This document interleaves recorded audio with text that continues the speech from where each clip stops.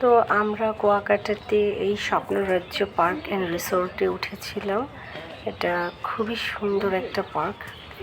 এটা হচ্ছে পশ্চিম খাজুরা এই পার্কটা পড়েছে। এটা হচ্ছে মূল পয়েন্ট থেকে কুয়াকাটার 2.7 কিলোমিটার দূরে ছিল। মানে এটা লেবুর বনের থেকে একটু আগে ছিল এই পার্কটা।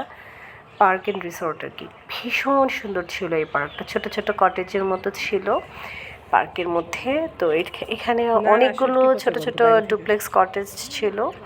তো কটেজের মধ্যে আমরা সবাই অনেক অনেক মানুষ ছিল আর কি। তো এটা এমন একটা পার্ক ছিল যে সবাই যারা যারা এসেছিলেন আমরা সবাই খুব এনজয় করেছি। এটা ছিল ওদের ডাইনিং লাউঞ্জ। আমাদের কটেজের ডাইনিং লাউঞ্জ এটা ছিল।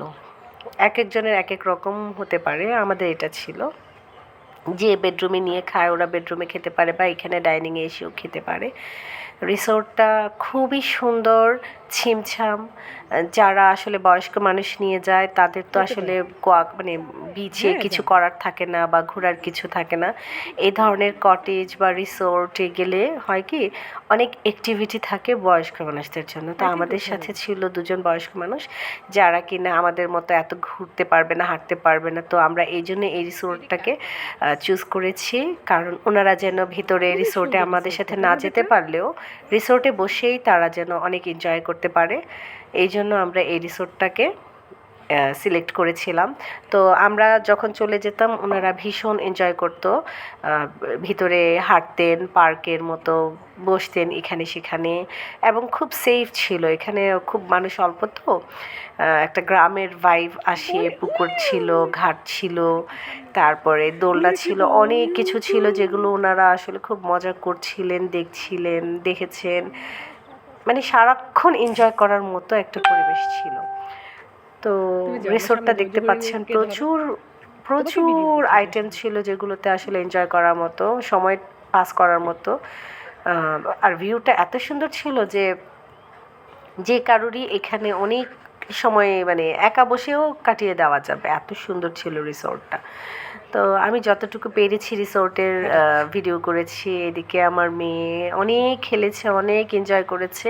ওর একটা কমন খেলা ছিল রিসোর্টের থেকে কতগুলো ইটের টুকরা নিয়ে ওইগুলো ও পুকুরে, তারপরে ওদের ডোবাগুলোতে গিয়ে গিয়ে ঢিল দিত। খুব মজা, পানিতে একটা টুপ করে শব্দ হয়, ওর এটা খুব ভালো লাগে। ওর এটাই ছিল কমন খেলা। আর আমরা এই জায়গাটাতে বসে আমাদের কটেজটার জন্য এটা ছিল টি হাউস।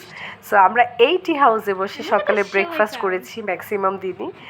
আর বিকেলের চাও আমরা এই কটেজটাতে বসে, এই টি হাউসটাতে বসে আমরা কাটিয়েছি সময়, মানে চা খেয়েছি। ওই যে আরও অনেক কটেজ ছিল, টি হাউস ছিল। তা আমাদের ছিল এটা ছিল আমাদের কটেজে ডুপ্লেক্স ঘরটা ছিল আমাদের। দুটো রুম ছিল, ওয়াশরুম ছিল, খুবই সুন্দর ছিল আসলে। আর ওয়াশরুমগুলো ভীষণ বড় আর টাইলস করা ছিল।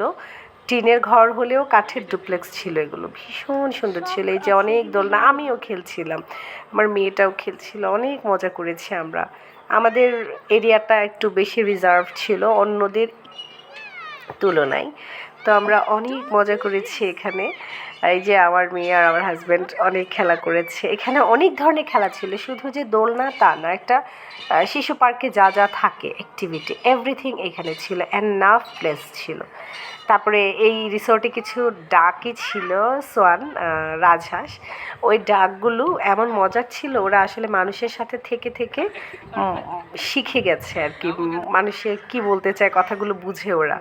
তা আমি আমার মেয়েকে ডাকছিলাম, ডাকগুলোও ডাকছিল চিৎকার করে করে। এত মজা ছিল ওই সময়টা, খুবই ভালো লেগেছে। তো এই যে আমার মেয়ের কমন খেলা, যখন যেখানে যেই টি হাউসটাতে বসতো ও এগুলোই করতো বেশি। আর আমরা তো অনেক ঘুরেছি কুয়াকাটা, যা যা প্লেস ছিল মোটামুটি সবই দেখার চেষ্টা করেছি। বয়স্ক মানুষ যারা ছিলেন, তারা যারা যেতে পারেনি, তারা এখানে বসেছেন, ঘুরেছেন, হেঁটেছেন, তারপরে অনেক এনজয় করেছেন।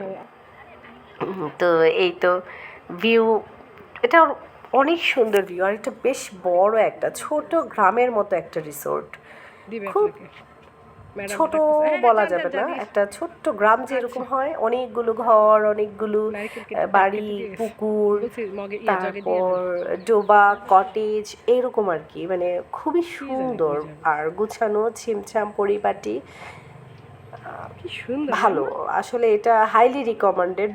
এই রিসোর্টটা যারা কুয়াকাটায় যেতে চাচ্ছেন, যারা একটু ভিলেজের ভাইব নিতে চান, যারা না, শহর থেকে আমি আলাদা নিতে থাকতে নিতে মারা চান, যাবে। তারা এই ধরনের রিসোর্টকে নিতে পারেন। যারা বয়স্ক মানুষ নিয়ে যাবেন তাদেরকে আমি এটা হাইলি রিকমেন্ডেড করছি, হাইলি হাইলি রিকমেন্ড করছি যে আপনারা এইটাতে অবশ্যই একবার হলেও ট্রাই করবেন। ভীষণ সুন্দর একটা রিসোর্ট। এই যে বাচ্চাদের অনেক অ্যাক্টিভিটি ছিল। আর এটাতে ডাব পাওয়া যায়, ডাব যেখানে বাইরে 180 টাকা থেকে 150 টাকা, এখানে এই রিসোর্টে আপনার 100 টাকা করে ছিল ডাব, ওদের গাছ আচ্ছা, থেকেই আচ্ছা। পেড়ে পেড়ে খাওয়ায়। তারপরে রান্নাগুলোও ভালো ছিল, ওরা ওইরকম আমার ডাবটা নিয়ে প্রফেশনাল না আসেন, গাছটা এখনও, আসলে তারপরে ওরা যথেষ্ট ভালোভাবে রান্না করার চেষ্টা করেছে। এখানে অন্য হোটেলের মতো আপনি চুজ করবেন ওরকম না, আপনি যেটা খাবেন সেটা বললে ওরা রান্না করে দেবে এরকম। তো একটু অসুবিধা হবে আপনাদের, সমস্যা নেই, আপনারা তো শহরে আসা যাওয়ার পথেই খাবার কিনে নিয়ে এসে খাওয়া যায়, বাট এইরকম একটা প্লেস, গ্রাম, এই যে অনুভূতিটা ভীষণ ভালো লাগে। তো খুবই ভালো লেগেছিল আমাদের এবারের এই রিসোর্টটা। আমরা আসলে অনেক রিসোর্টে থেকেছি, 5 স্টারেও না। থেকেছি, এটা ভালো লেগেছে।